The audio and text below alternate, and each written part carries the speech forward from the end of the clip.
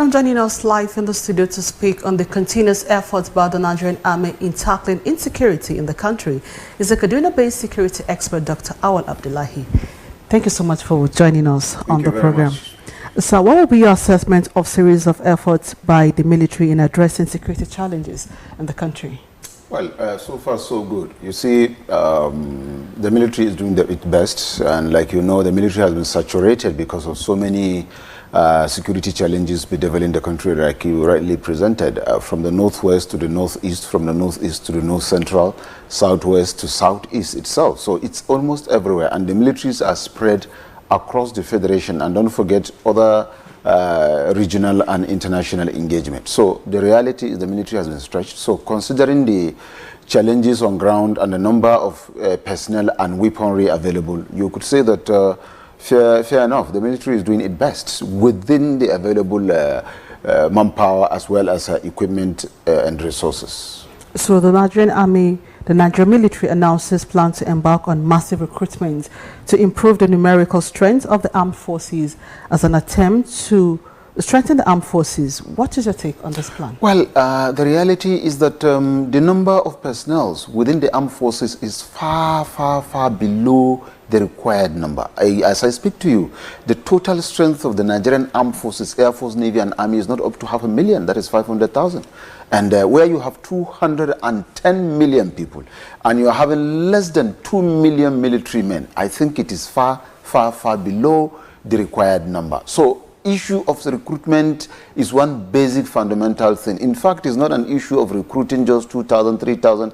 We're expecting every set of recruitment to produce at least 10,000 set of Air Force, Navy and Army personnel put together. And then possibly if they have started that from the beginning of this administration in 2015, by 2023 we would have gotten maybe something close to 1 million. But then the recruitment that is being envisaged is not going to be more than 5,000 at most per set, which is, like I said, too small.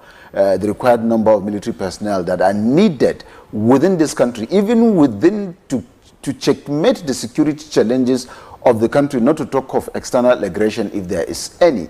That is one. In terms of equipment, I think we are also too far away, close to what it is required to actually get to the nip of the security challenges we're having. But as it is, I would say the armed forces is trying. Well, the recruitment is coming. We just hope that the number will be increased. So for those that are seeing the recruitment as if it's something new, there's nothing new about it. The recruitment has been going on every six months. But like I said, the number is what what we are talking about. The number is too small.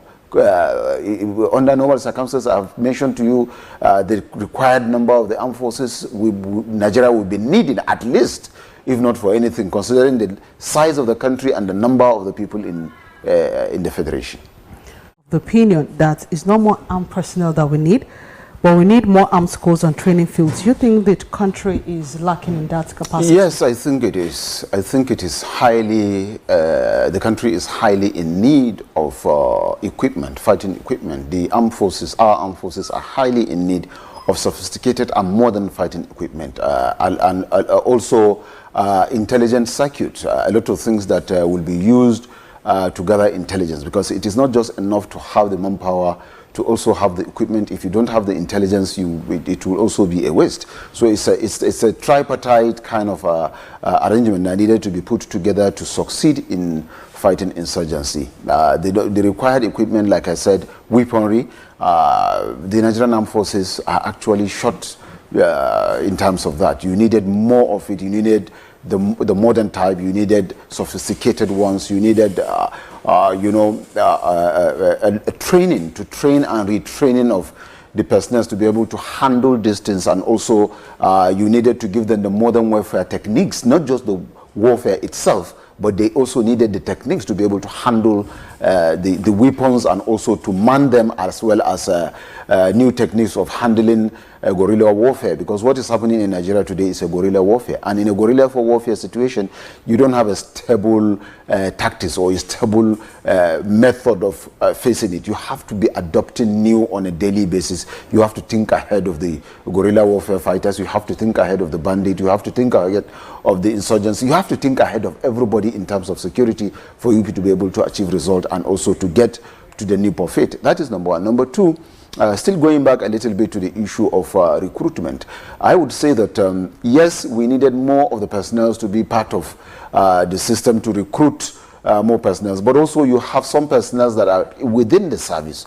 right now as I speak to you that are hidden somewhere, somehow. If you check the armed forces, you have for example, you have the Army University, you have the Air Force University, you have the Navy University. You don't need all these universities when you have Nigerian Defense Academy that can handle all these things. And even if you want to have that, then you can have a Nigerian Defense University. Even if you don't look at Nigerian Defense Academy, you can as well create a university if that is a must, for example. Then streamline it. You have Army School of this, Air Force School of this, Navy School of this. You know, all these schools is housing a lot of manpower, covering a lot of manpower under the name of all these schools. And you don't need infiltration of so many schools, so many training institutions within the tri-service. All you needed to do is streamline all these things, put them under defense headquarters. Let all the training come under defense. If the Air Force want to train personnel, let them send them to the training institution under defense. If the Army wants to do, they should send to the institution under defense. Same goes to the Navy. Let the defense headquarters handle everything that had to do with the training of the military, apart from maybe basic training in terms of like armed forces recruitment, where the Air Force will recruit and train, the Navy will recruit and train, the Army will recruit and train. But the general upgrading of training and of the personnel, as well as handling of equipment and what have you, I think the defense will be able to handle that. That will reduce the number of schools. By extension, will also allow for more personnel that can be sent out on the field to go and handle security situations. Just 3-4 days ago, the Chief of Army Staff had a conference in the South, where the Army Office of the Chief of Administration Army now assembled some veterans, retired military personnel, and then trying to tap from their experience and looking at the possibilities of bringing back a lot of retired military personnel into the fold of the armed forces, and then try to in fighting insurgency, either physical fighting or intelligence techniques fighting, or whatever it is. But at least it's a good omen that they are thinking of bringing back those able-bodied among the retired personnel to contribute in one way or the other in fighting insurgency. That is to tell you about the short in manpower also, and also the short in even the training itself, because it is now requiring the training of those that have served and left to come and bring back those techniques that they've learned back into the fold of the present armed forces of today, so that the country can be, security system can be moved forward. So I think recruitment is a basic thing, yes, but then you also need equipment as well as training and retraining of the personnel. Okay, looking at this issue of recruitment, do you think that the increased number of military personnel, without considering other security agencies, will address the issue? Yes, if you check, ordinarily the fight against insurgency or insecurity generally is being left to the armed forces. Yes, you can ask the police, but the police has a limitation to where they can go to and what they can do. Constitutionally, they have their responsibility, and then once it exceeds where their power reaches, they stop there.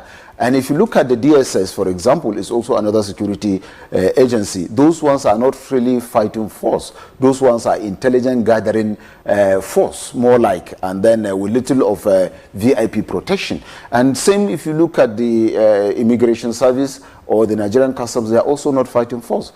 Even the civil defense that ordinarily would have looked at as if it's a younger sister to the Nigerian Armed Forces, as they are being trained by the military personnel, but even at that, they are not trained to the level of fighting, really warfare. They are just trained more like to handle or assist in internal security. That is just like assisting the police. So right now, the level at which the insecurity is moving is beyond the powers and training of police, DSS or civil defense. It has to be the armed forces. So I guess that is the reason why there's a lot of concentration on the armed forces in terms of fighting insurgency and insecurity in Nigeria. Even the armed forces itself, you will attest to it, and every Nigerian will attest to it, that they are finding it so difficult to handle this very situation. What more of if you are sending the police or other sister security or paramilitary security agency. That is why they are even called paramilitary. They are not militarily trained